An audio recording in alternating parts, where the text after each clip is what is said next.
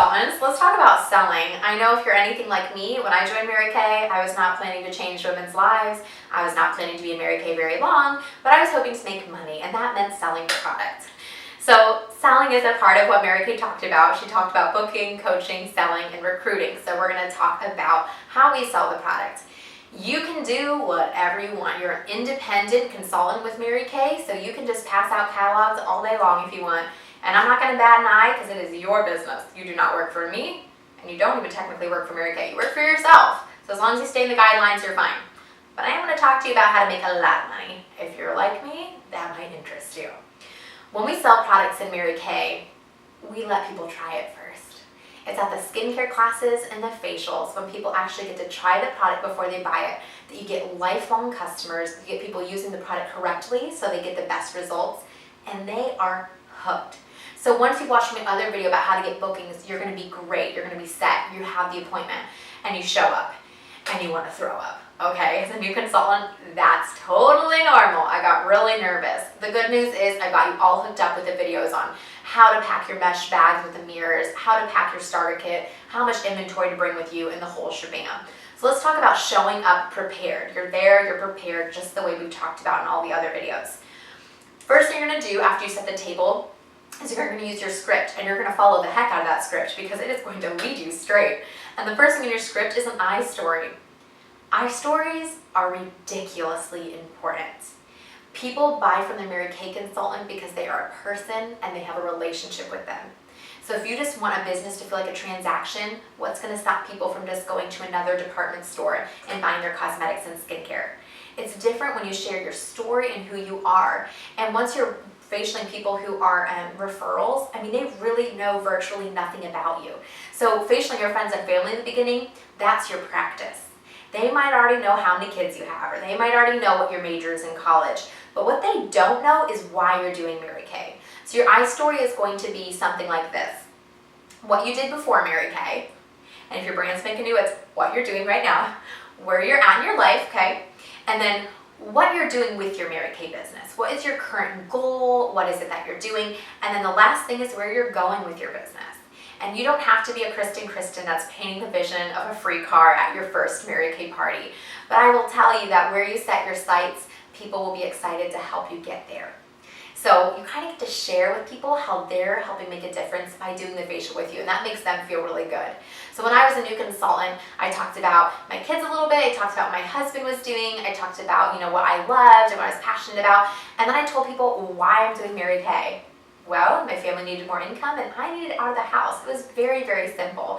And then I told people where I was going. I would love to get my husband out of the job. That is not his favorite thing in the world. And I would love to have extra money for the things that right now that we have to always say no to. I hadn't earned cars yet. I hadn't earned diamond rings yet. It was just Kristen telling my story. And I want you guys to understand that your story is enough and that it is worth being heard. So please don't not share your I story. I'm going to put a video on the website that talks about how to give a good I story by Michelle Cunningham, and I highly suggest watching it. It is very important. So after you do your I story, then you're going to start letting people try the products, which is so powerful because the products sell themselves. And then there's going to be a part in the party where you pause, and you're going to talk about referrals and how it's the highest compliment people can do is to share you with their friends. And your referrals are so important. Print off the pay it forward referral sheet from the document section and have so many of them printed off that you will never have a party without them because that is your future business. I can tell you, I have seen people's businesses fail because they refuse to ask for referrals, and you will run out of names. You don't want to hound your friends and families to do parties for you over and over and over again and ask them for reorders all the time. You want to grow, you want to expand, you want to have an empire of customers that are just so excited to buy product from you.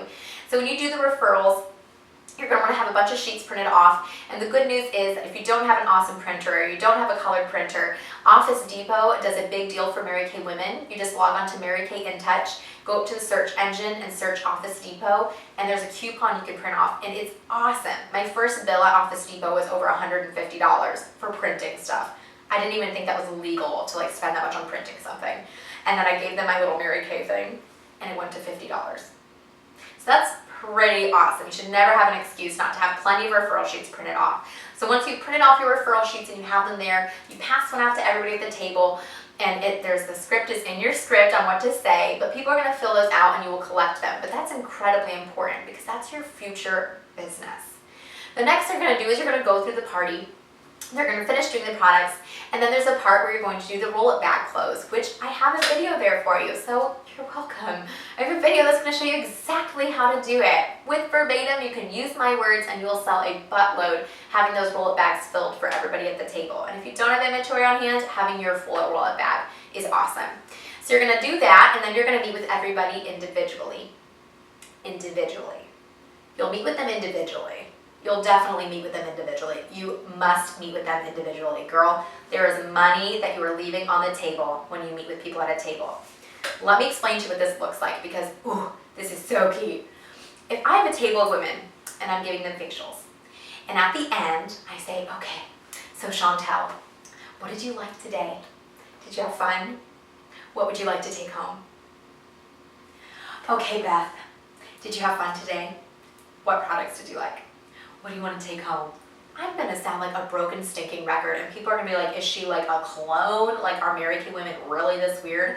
Because the truth is, I do ask the exact same questions every time I meet with people, and that just doesn't make me feel real. I'm going to tell you something else. If I talk to Chantel and she tells me, well, I don't have any money today, she just gave every single girl at the table permission to say they don't have money too. And they may have money, and they may be wanting the products, but they don't want Chantel to feel bad because she couldn't afford products. We are such followers. As women, we like to shop with women who are shopping, and we like to not spend when our friends aren't spending.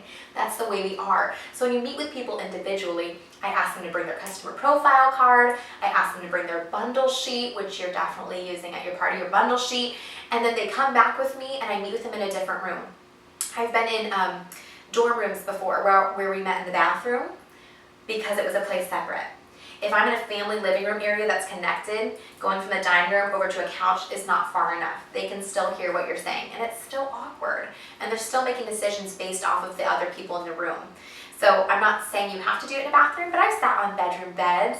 I've sat out on patios. I have been in the bathroom, and I had her sit on the toilet, and I knelt down beside her because when you're talking to somebody about sales, you should always be way below them. Talk slower, and also talk more quiet. So that was incredibly awkward, but I have to tell you, I sold over $400 at that party in a bathroom. So $400 or no sales, I don't know about you, but I will sit in a bathroom. I will squat in a bathroom like I was, in my cute heels and skirt for those sales. It just makes such a difference. So meet with them individually, and usually I just ask people, does anybody need to go quickly? I can take you first, in case you have to leave, and if nobody talks and it's like crickets, I'm like, okay, maybe I'm taking you, we'll just go in a circle. And then I meet with my hostess last. So meeting with them individually is just so incredibly important.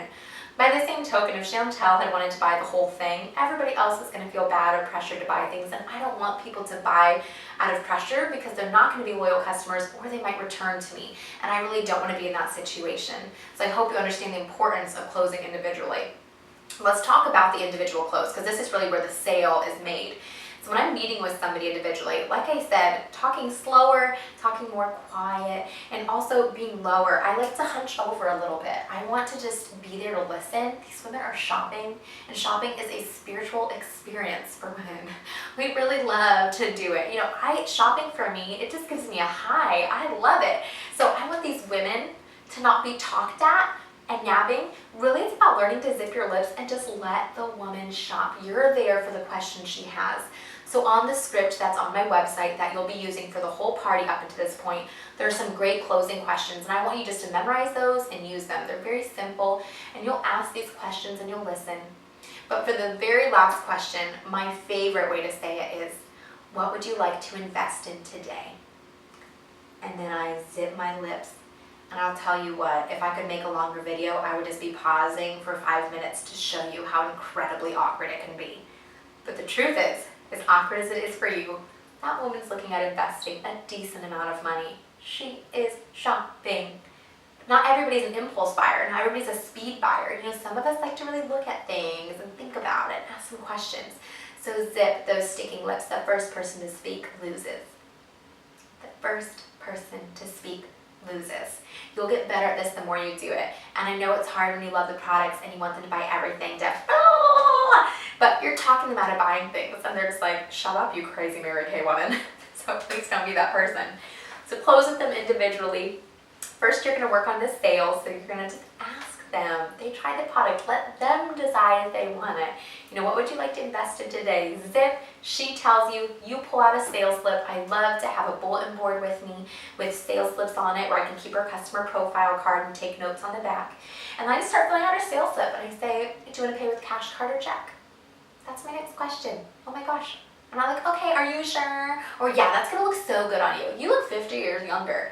No, she told me what she wanted. Okay, cash, card, or check. Fill out the sales slip. You're going to make sure you charge her that 7% for her tax. She's going to pay you. It's done. You'll have your inventory in that room with you, or it might be in your car. If it's in your car, just tell her, we'll get it at the end. I'll get everybody's stuff together, okay? Or you can give it to her right there. And then you're going to go into the next phase, which is where you book her party. Now, there are going to be so many people who are like, oh, I need to see when all of my friends are free. Girl, that party is not going to book. So normally I initiate and I say, okay, well, we need to pencil in a date for your party since we played Deal or No Deal. And you said deal. I'm so excited.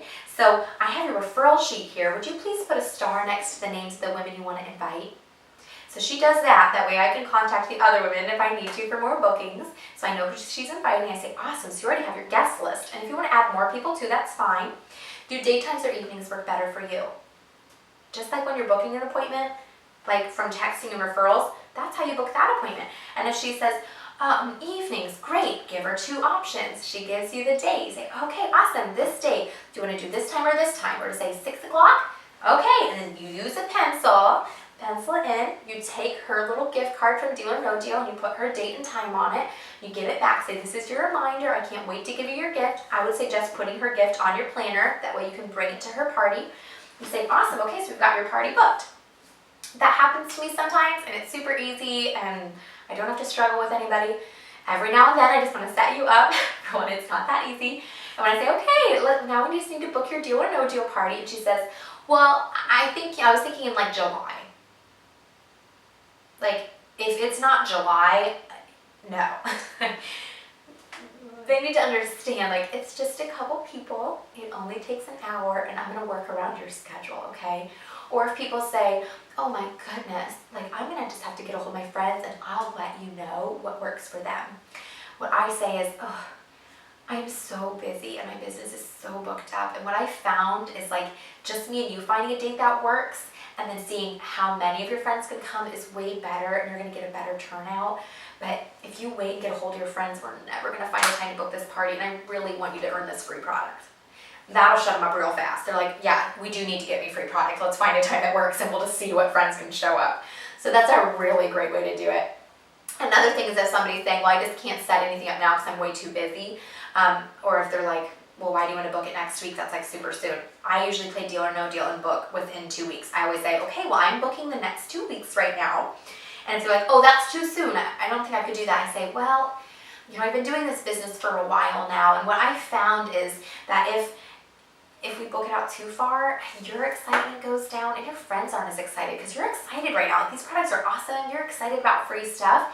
And if you go and tell all your friends you're having a party, they're going to be so pumped.